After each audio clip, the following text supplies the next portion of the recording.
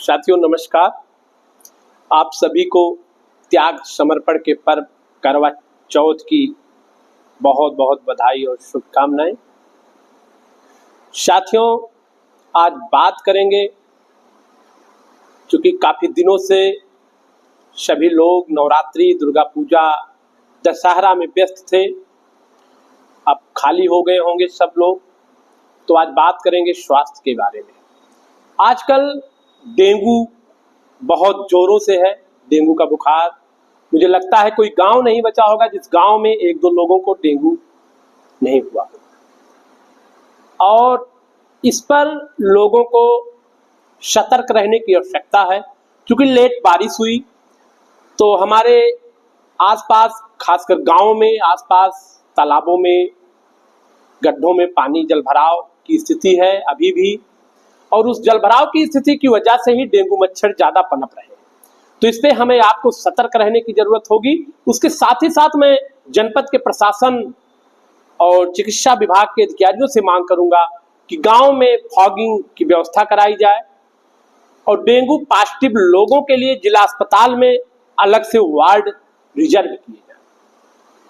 कहने को तो मेडिकल कॉलेज हो गया है, मेडिकल कॉलेज सुल्तानपुर में डेंगू की क्या व्यवस्था है, हमसे ज्यादा जो सोशल लोग होंगे, सामाजिक लोग होंगे, उनको जानकारी होगी। नाम के मेडिकल कॉलेज में काम का कुछ नहीं है। लेकिन मैं सुल्तानपुर के जिलाधिकारी और मुख्य चिकित्सा अधिकारी से यह मांग जरूर करूंगा, क्योंकि जनपद के प्रत्येक गांव में जिस तरीके से डेंगू अपने पैर पसार रहा है, उसके मरीज दिनों दिन बढ़ते जा रहे हैं। कुछ लोगों की मृत्यु भी डेंगू की वजह से हो रही है। ऐसे में समुचित व्यवस्था की जाए। प्रत्येक गांव में प्रधान और ग्राम विकास अधिकारी की जिम्मेदारी सुनिश्चित की जाए, फॉगिंग की व्यवस्था की जाए। जलभराव अगर कहीं पे है गांव के आसपास तो उस पे छिड़काव, दवाइयों का छिड़काव किया जाए, जिससे डेंगू मच्छर मारे जा सके।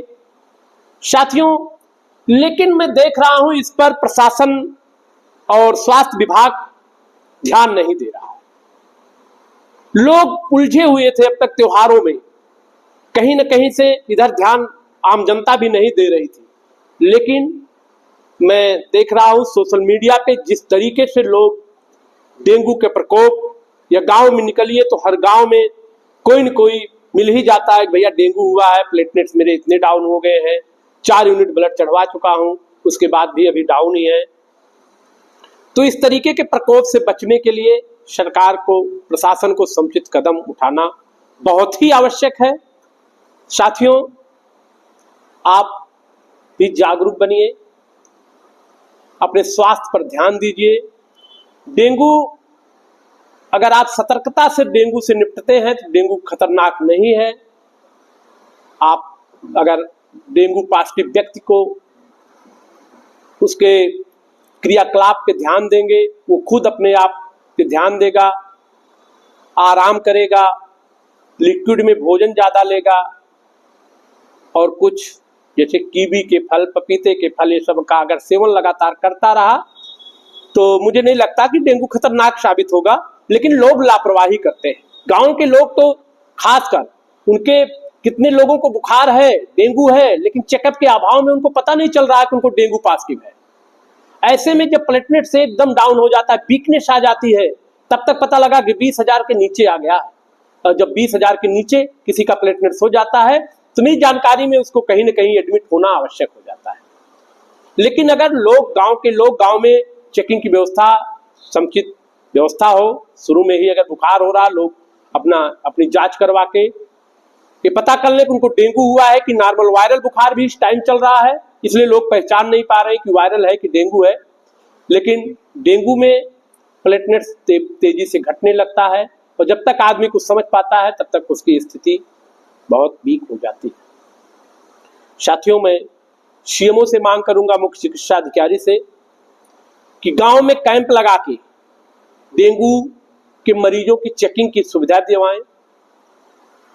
इनके पास स्टाफ है, सीएचसी, पीएचसी जो भी है, उनको रोज के रोज टारगेट दिया जाए कि वो गांव-गांव कैंप करें और वहां पे जांच करें, लोगों को जागरूक करें डेंगू के लिए। बस यही सब आपसे बात करना था। बाकी आज करवा चौथ है, सभी सुहागन शादीशुदा भाई बहनों को खासकर करवा चौथ की बधाई, शुभकामनाएं। लोग अपने स्वास्थ्य पर ध्यान दें। इसी के साथ जय हिंद, जय भारत, जय सीताराम।